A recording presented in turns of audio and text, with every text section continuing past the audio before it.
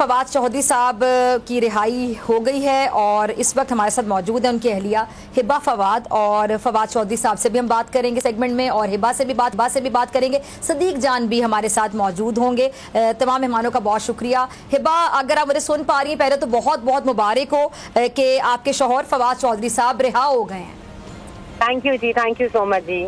ये वक्त आपका कैसा गुजरा, अगर आप शेयर करना चाहें नाजरीन के साथ। बस आपको पता है, अपडेट आप लोग हम मेरे साथ ही थे इस मुश्किल वक्त में, और जैसे भी हमने ये काटा अल्हम्दुलिल्लाह बस कट गया। और मुश्किलात बहुत आई, बस इसमें हमें स्ट्रांग रहना था और अल्लाह का शुक्र है कि आज फवाद साहब को हम खैर आफियत से घर वापस ले आए हैं। और आपकी बच्चियां यकीनी तौर पे बहुत खुश हुई होंगी वालिद से मिलकर। जी जी जी, वो साथ गई थी और बहुत ज्यादा एक्साइटेड है। नाउ दे आर वेटिंग कि बस हम ऊपर जाएं और बस उनके साथ से टाइम स्पेंड करें। ये है कि बहुत घर पे सारे वेट कर रहे हैं इस वक्त, सब बहुत एक्साइटेड हैं। ठीक। और बस जश्न का ही समा है हमारे घर में जी इस टाइम पे।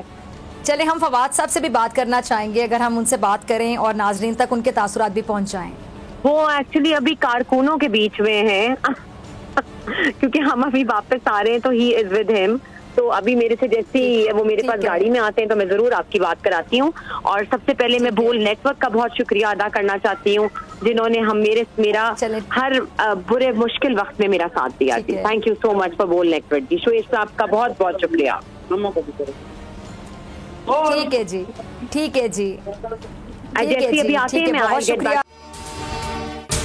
अगर आपको ये वीडियो पसंद आई तो सब्सक्राइब करें और बेल आइकन पर क्लिक करें।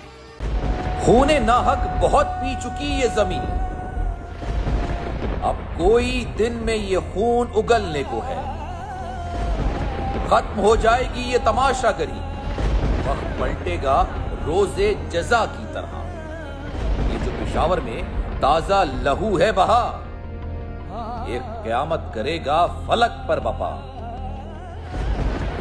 गम की सलमनाक घड़ी में बोल सानह पेशावर में शहीद होने वालों के लवाहिकीन के साथ।